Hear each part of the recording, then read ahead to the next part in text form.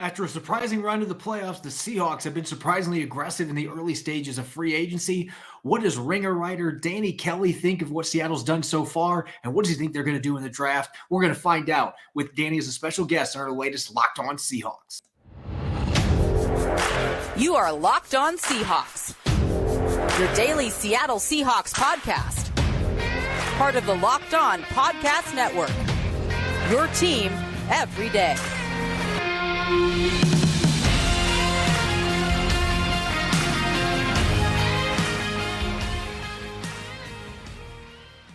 Greetings, 12. This is Corbin Smith, host of the Locked On Seahawks podcast, your daily Seahawks podcast, part of the Locked On Podcast Network, your team every day. And a special thanks to the 12s out there, as always, for making Locked On Seahawks your first listen 5 days a week. We're fired up to have a special guest joining us for our Thursday episode.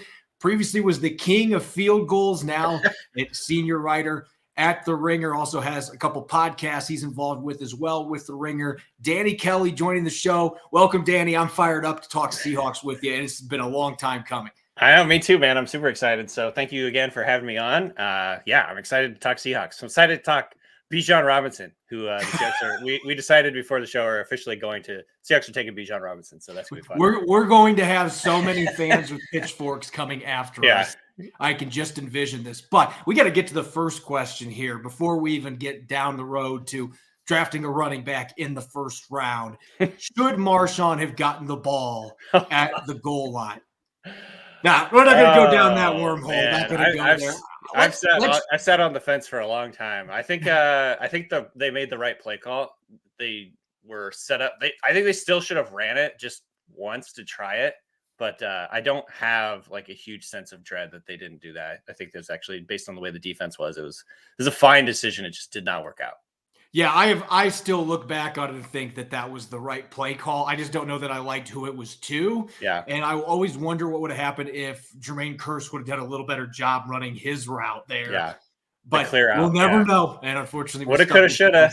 Yeah. But looking back at this last season, I know that there are very few people out there that were expecting the Seahawks to win 9 games and go to the postseason, and Geno Smith to be a Pro Bowl quarterback, the rookie class to have all the contributors.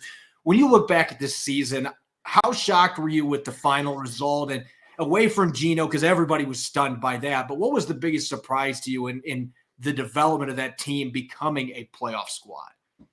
Yeah, that's a great question. I think having 2 rookie tackles come in and play really well, or at least like moderately well at the league average or above, coming in year one, and that I think was a huge game changer for them. Obviously, it helped what Geno was able to do, which I think, like you said, was a huge shock. And I don't know if anyone, even the Seahawks, I don't think expected him to do that.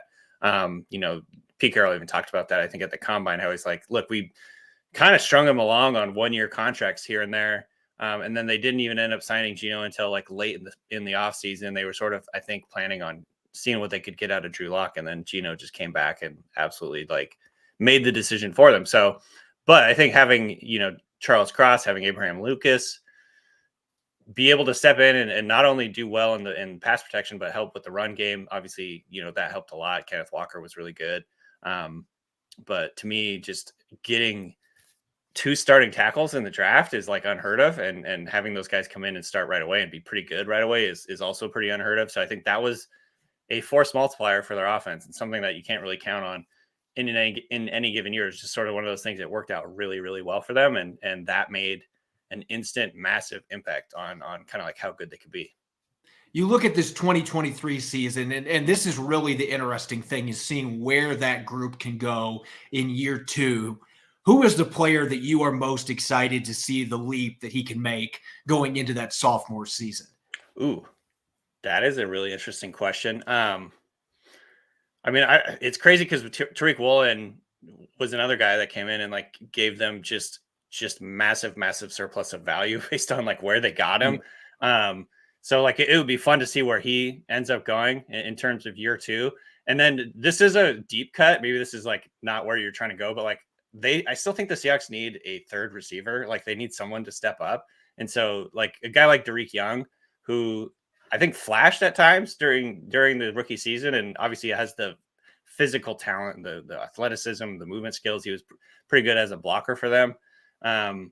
Having a guy like him come in and like make a big jump or a big impact would be huge for the Seahawks offense. I think, this D. Eskridge is not a second year guy, but for all intents and purposes, like if he made a big leap in year 3, that would be absolutely massive for the Seahawks, I think. So I'm really kind of looking at that wide receiver 3 position, because if DK Metcalf or Tyler Lockett miss any time, it feels like the Seahawks offense really kind of takes a nosedive, or at least is certainly not nearly as explosive and efficient. So having a third receiver that can come in and, do their thing. And I think that would be just a huge help for what they're trying to do. So that was the first thing that came to my mind, is just like finding that third receiver and figuring out like how they can be a little more dynamic outside of DK and Lockett.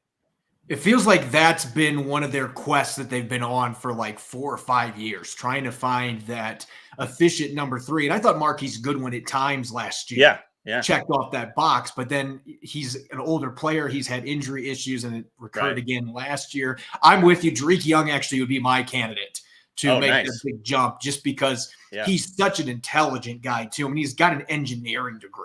Like, oh, wow. Yeah. That's the kind of guy that, you look at him year 2 going from a Division II school. Those are guys that typically make massive leaps. Totally. And he didn't get a lot of chances till late in the year. And then when he did get those chances, he took advantage of them. So I would tend to agree with you. That position is going to be a fascinating one. Now, we're in free agency. We're a week and a half in, which means it's basically over. There will be a few other guys that get signed here, but most of the money has been spent. And typically, John Schneider and Pete Carroll, the first couple of days of free agency, they're sipping on some cocktails and just chilling.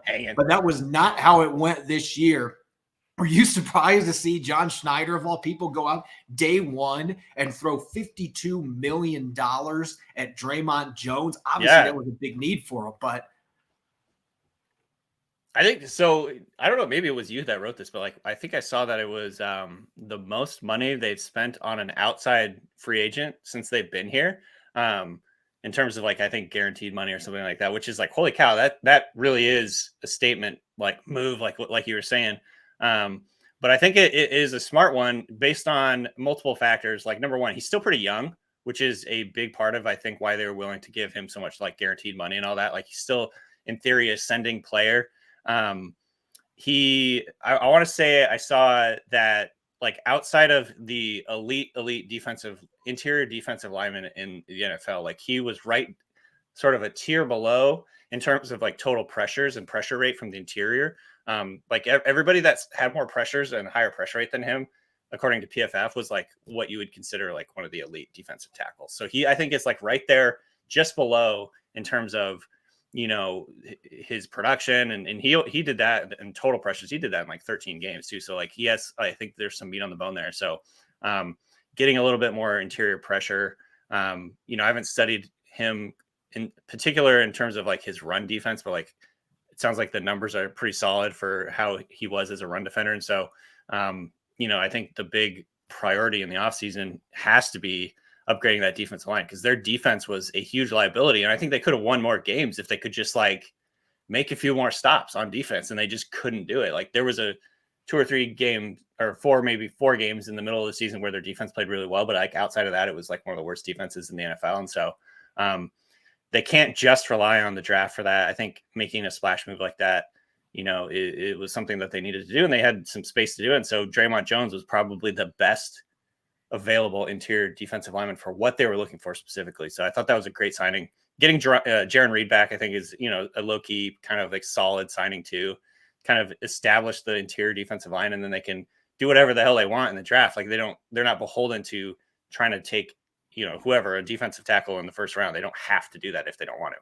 This episode is brought your way by FanDuel. We're well past the midway point of the NBA season, so now is the perfect time to download the FanDuel app, America's #1 sportsbook, because new customers get a no-sweat first bet up to $1,000. That's bonus bets back if your first bet doesn't win. Just download the FanDuel Sportsbook app. It's safe, secure, and super easy to use. Then you can bet on everything from the money line to points scored and 3-pointers drained. I'm a big fan of betting on player props, including FanDuel's Player Parlay Builder. For example, tonight you can bet on Tobias Harris to score 20 points at plus 370. Plus, FanDuel even lets you combine your bets for a chance at a bigger payout with a same-game parlay. So don't miss the chance to get your first no-sweat first bet up to $1,000 in bonus bets by going to FanDuel.com/lockedon. That's FanDuel.com/lockedon to learn more. Make every moment more with FanDuel, an official sports betting partner of the NBA.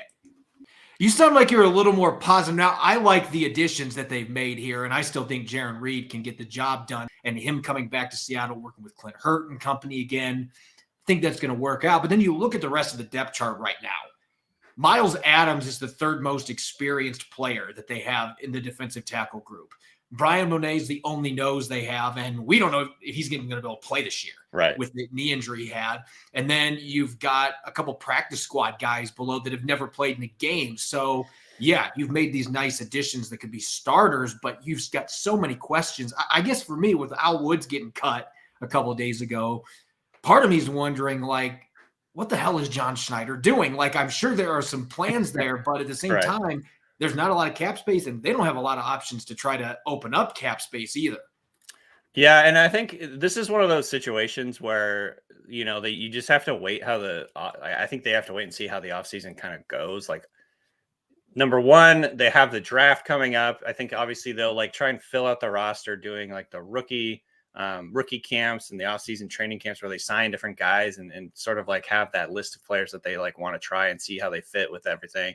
And then, of course, you have trade options in the preseason and you have roster cutdowns in the preseason. So I'm guessing you're absolutely right. Like, it looks really bare right now in terms of like what they have, and not only at like nose tackle and just defensive tackle in general, but like linebacker. I think there are obviously still gaps to fill there.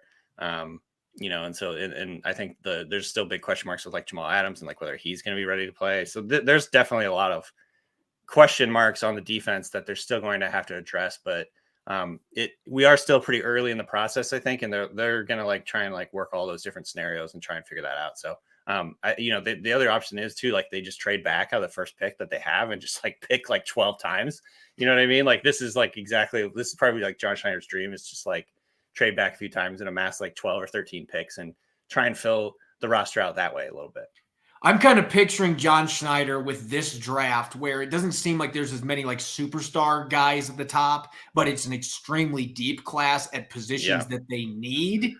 This strikes me as a situation where it would almost be, you could Photoshop him onto Vince McMahon on the meme where he's just leaning back, super excited. Just trade back again. It strikes me as a draft where he'd be like, I'm going to try to get like 17 picks. And I'm going to see what I can do. And maybe then you could just totally reinvent your defensive line. But I'm glad you mentioned Jamal Adams, just because it feels like the Seahawks right now are between a rock and a hard place with him. And I loved the trade when they made it, even though it was really expensive. The first year he goes out and gets 9.5 sacks. You kind of saw what they envisioned him doing out there. Even before he got hurt his second year, we're starting to play better in coverage. But, I mean, it's been almost a year and a half since we've really gotten to see him play football. And the injury he's coming off of is one that a lot of guys don't bounce back from. Mm-hmm. It just feels like this is a conundrum that now is staring them in the face as they're trying to build the rest of their team right now. Right. I haven't looked at it lately. Like, can they even get out of his contract at this point? Like, is he just basically stuck with them at this point? If they did a post June 1st cut, I think they would open up $8 million in cap space. There you go. But that doesn't give them much flexibility right now. Sure. But I think that's like why you see them, showing interest in safeties. Obviously they signed Julian Love in free agency. He's not like a one-to-one guy, but, that is something that I think the Seahawks could maybe like look to move on from him at this point, like depending on how he is coming back from this injury. I don't know. To me, he's like, I know this sounds bad, but like I've almost just sort of like written him off at this point as like, I don't really expect him to do anything going forward for the Seahawks. If he is with the team, it doesn't feel like he's, shown the ability to stay healthy. And if he's not, like, I just sort of have not included him in the calculus of like what the Seahawks are doing since he got hurt last year. So I don't know. That's probably, a little callous, I guess. But like, I just really don't think about him when I think about like the 2023 Seahawks. So we'll see what happens. And if he could make an impact, like that would be a huge bonus. But I'm not really counting on it. Let's swing to the draft because you have one of the best draft guides out there. I'm always waiting for it every single year when it drops on the Ringer. And of course, I've already looked through it, looked through some of the updates on it. Let's talk Seahawks, though. They have the number 5 pick. I mean, this is rare air. They haven't had to pick this high since before John Schneider and Pete Carroll arrived. We remember that one didn't work out so well with Aaron Curry. But Yeah. they've got so many options with the moves they have made, bringing their quarterback back, some of the additions like Evan Brown getting signed and Devin Bush. They've really stacked their roster up, at least in free agency, to give themselves some flexibility. And yet they're still doing their views on CJ Stroud and company. But really the big question is Jalen Carter still on their draft board? That seems like that's something that people are very torn on, whether John Schneider's still going to have him on there or not. I personally think the Malik McDowell effect is going to be in play, but what do you think based on what we know, how this offseason's transpired and the red flags that are now out there? Yeah, it's one of those things where during the offseason, during this whole period of like the draft season, this is something that always happens, like one or two different guys. Like last year we saw with like Kayvon Thibodeau, like there's off-field stuff that creates sort of this narrative that teams are very worried about a person, or like worried about his off-field interests, or, you know, there's whatever, how many millions of different things. I usually try and ignore that to a certain extent, just because there's a lot of smoke. You have people creating smoke screens and like putting that information out there because they want him and they want him to fall. Like, it's just hard to know what to believe. But with this Jalen Carter situation, obviously, it is, I think, a little more serious than the standard like pre-draft buzz on a guy, or lack of buzz, I guess is like the opposite term or whatever, like the worries around a guy. This is a situation where obviously he was involved in what the police are saying was like racing, and that was what partially led to the crash that two people were killed, two of his friends were killed at. And that's obviously a very, very serious situation. Then you have him dealing with all the ramifications from that. He comes into his pro day 9 pounds heavier than he was at the combine. That's a pretty major red flag. So the combination of that, plus there was already, I think, whispers and concerns about some of his effort and things like that. To me, it's like, this is starting to actually worry me a little bit, if I'm being totally honest. Like, this young man is like going through a hard situation right now, and like it's hard to know like exactly what's going on in his head. So I think there is a chance that teams are looking at this situation and he could fall, despite the fact that he is one of the top and most talented players in this draft. There's just a lot of things that could make teams decide to go in a different direction. Not you know, obviously he's playing an interior defensive line position, which is not, generally speaking, like a premium position at the top of the draft either. So like we could see him fall quite a bit. I think it's possible, at least. And I don't know where the Seahawks stand on that. I think you're right with the some of the misses that they've had in the past, where and you've heard John Schneider and Pete Carroll allude to it, where they're like talking about how they are making exceptions and like making excuses for players that they probably shouldn't have taken or whatever. You know, if they look at what they did last year and had so much success, I think they're probably going to look at that and be like, look, we're not going to, if I had to lean anyway, they'd say like, maybe we're not going to like make exceptions, quote unquote, make exceptions, or like make excuses for a guy. We're just going to like take the guys that we feel really, really strongly about. So that could be a reason that they decide not to go with Jalen Carter. So I have mocked him to the Seahawks in the past. I'm starting to not think that they would take him, though. Like that, if I had to lean, it's just a little bit leaning towards he's not going to be their guy in the first round. I guess the way that I'm viewing it right now, I completely agree with you. I do wonder if John Schneider traded down like 5 or 6 picks, if Carter was still there at like 11 or 12. Right. The difference in cost, that might be enough of a difference where he's like, you know what, I'm more willing to roll the dice here. And yet you look at the draft class last year, it was almost all former team captains or engineering degrees. Like that's been the kind of guys they've been drafting. I mean, Malik McDowell. So yeah, I don't know. I find it hard to believe. And maybe they know something we don't know, and he is dealing with a lot of stuff that might explain what he did at the pro day, but it doesn't seem like he's showing the competitiveness and the grit that are like the cornerstones of what John Schneider and Pete Carroll are looking for. So the grit thing is exactly what I was thinking. And you know, again, I don't have like any insight on him as a worker, but like the whispers are from like, I think Todd McShay has brought it up several times. He got heat for even bringing it up, but you know, there's been whispers around his work ethic in terms of like in practice, like they had to like ride him a lot in practice to like, you know, that kind of stuff. Like that was separate from all this other stuff that's happening now. So there's maybe just a confluence of things here that would have teams decide just to go in a different direction. And I could see the Seahawks in particular because they, like you said, they like guys that really want to strain, really want to work hard, want to put their whole self into like football and like live football and love ball and all that stuff. Like that's something that they really have, preached about for the last like 10, 15 or 10, however many years they've been here, 10, 11 years. I think that could be sort of like the difference maker, the factor that makes them move in a different direction. So yeah, I'm kind of, that's where I am right now too. Most of the mock drafts that we've seen have had the Seahawks picking Tyree Wilson, or if Will Anderson falls to him, Jalen Carter. There's still a few with quarterbacks, maybe if the right guy's there. But let's talk some wild cards, because we know John Schneider. Last year was the first year, you and I were joking about this before we did the show today, that he normally is the most unconventional general manager, and yet last year was like as conventional by the book as you'll ever see. Maybe that's what he's going to do from now on. But we know his past precedent suggests that he's going to have a curveball to throw somebody. With 2 first-round picks, what positions do you view as wild cards that you could see John Schneider, if a certain player is available? And we already mentioned one name earlier, but what is a wild card position you can see John Schneider saying, you know what? Yeah, we need defensive linemen, we need linebackers, whatever, but this is the best player available. We're taking this guy.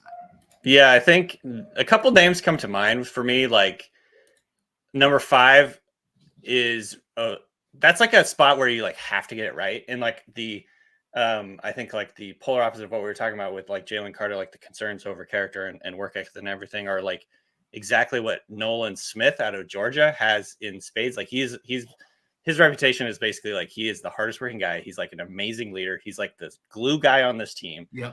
In addition to the fact he ran like a 4.39 in the 40, he's very like, the size thing is a concern, but like everything else about him, he was literally the top recruit in the country. Everything else about him is like, this guy is Seahawky as like hell. I don't know in terms of like the scheme fit exactly how he would fit, because, he's actually pretty similar to Nuoso. And so I don't really know if they would want to like double up at that, or maybe that's like something that they view as a positive, like having some off-ball linebacker. Maybe. I mean, sure. We can see where they go, but I think he's a guy that's sort of like a dark horse.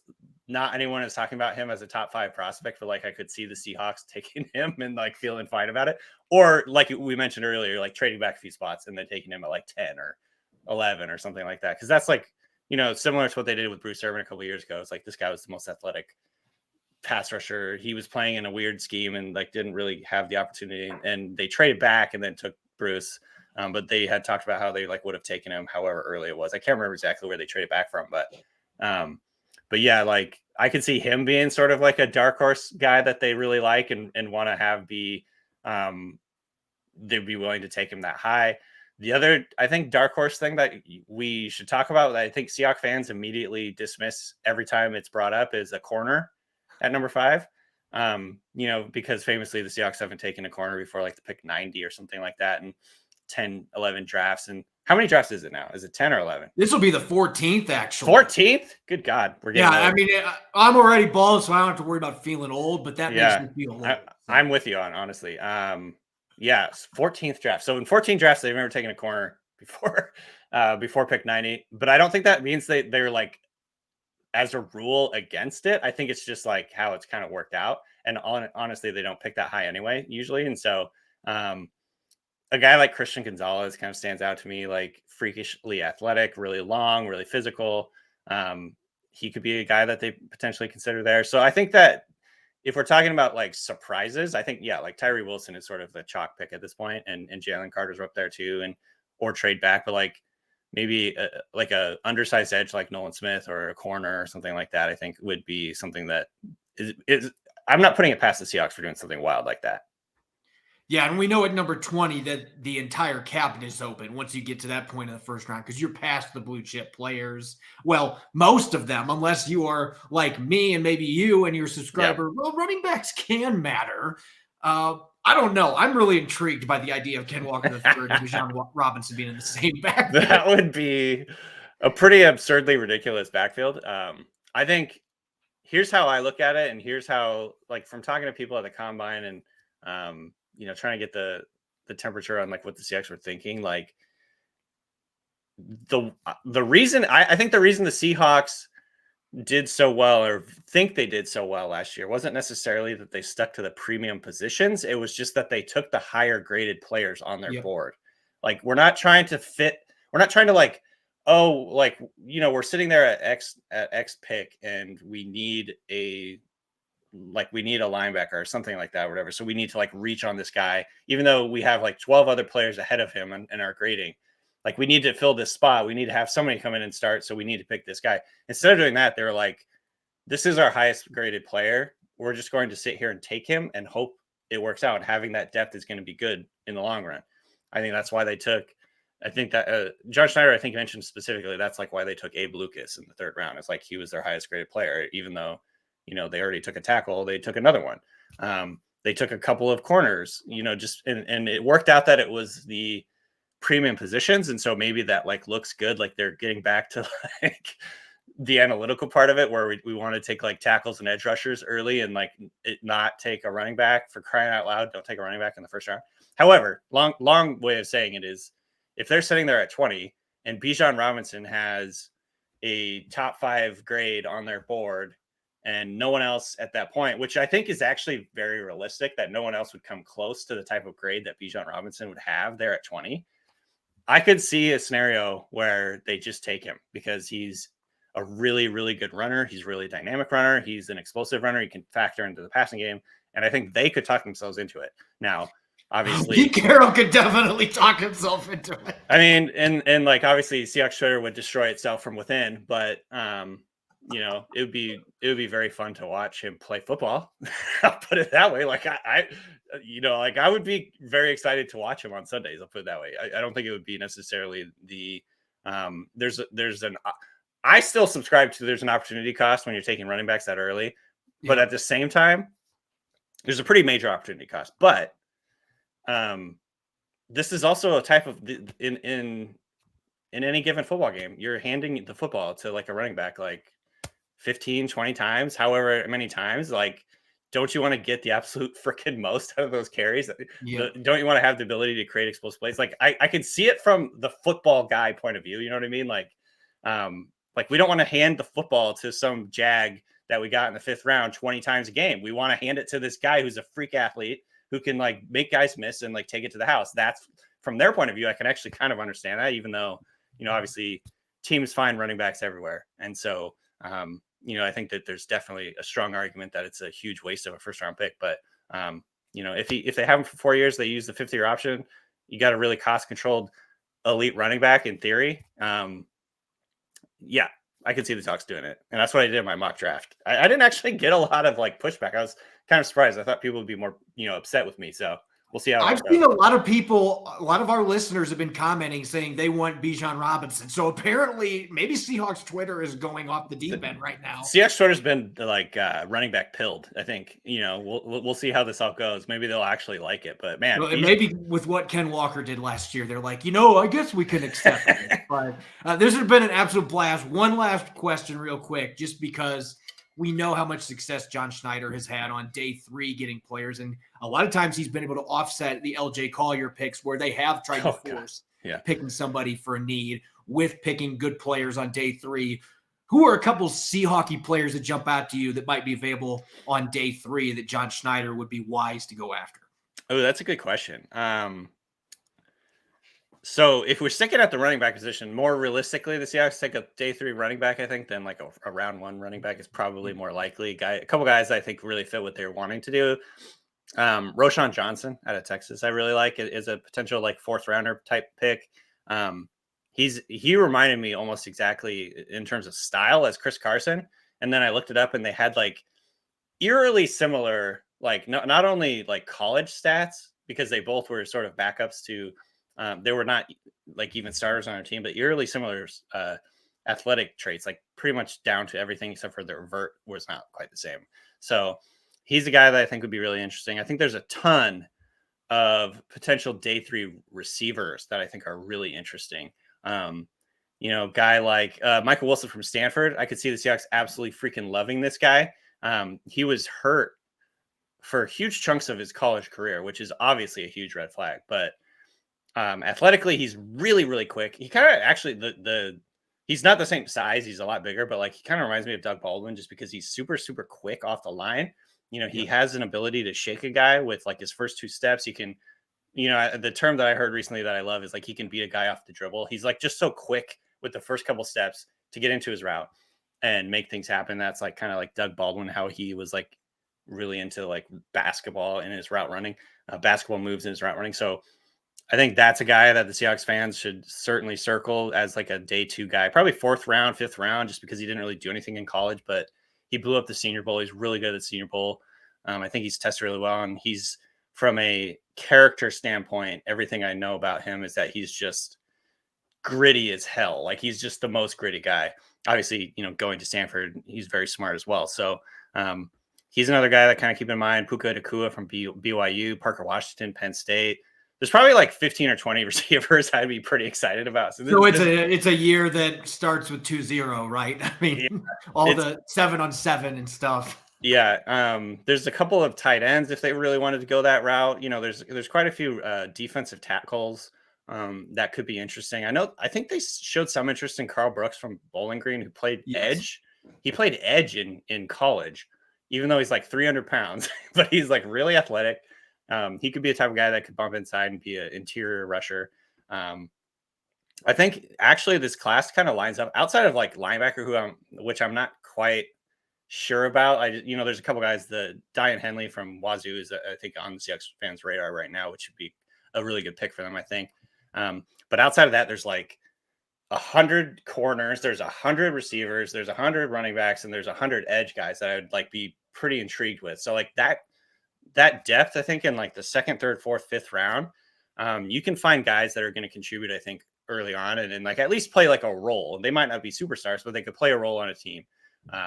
And so there's that. Again, that's another, I think, strong indication, like trading back and having like 12 picks by the end of the day could be something realistic I could see for the Seahawks, because there's so many guys at those positions that the Seahawks really could like stack up on and kind of go that direction. There's a lot to be excited about if you're a Seahawks fan, because you got 10 picks, you got 4 in the top 52, a top 5 pick, and John Schneider, he's feeling a hot streak going after what happened last season, maybe some adjustments they made. And so it's really going to be a fascinating exercise to see what they do early in the draft. And of course, everybody wants to see what they do on day 3, because they always seem to find a couple of those diamonds in the roughs. They'll be hoping to find another Tariq Woolen or somebody like that. Anyway, Danny, it's been a blast, man. Thanks so much for the insight, especially on the draft stuff. And we'll see if John Schneider and Pete Carroll are listening in to decide, you know what, Bijan Robinson would be interesting at pick 20. Oh my God. It would legitimately, I feel like, break the internet, but Twitter would explode. It's already on the verge. So I'm kind of rooting for it at this point. I'm like buying in. I'm running back pilled at this point. So yeah. Elon Musk got us to the finish line, and then the Seahawks fan base took it over the finish line. That's where things go. It's been a blast, Danny, man. Take care, enjoy the draft, and keep up the great work. All right, likewise, man. Thank you for having me. As always, you can follow me on Twitter at Corbin Smith NFL. Subscribe or follow Locked On Seahawks for free on YouTube or wherever you listen to podcasts for the latest episode that drops every single weekday. Coming up on our Blue Friday episode, Nick Lee and I will be playing a game, a little bit of buy or sell with Seattle's free agent signings and much more. Hope you'll be listening in. Thanks for tuning into this guest interview. Go Hawks.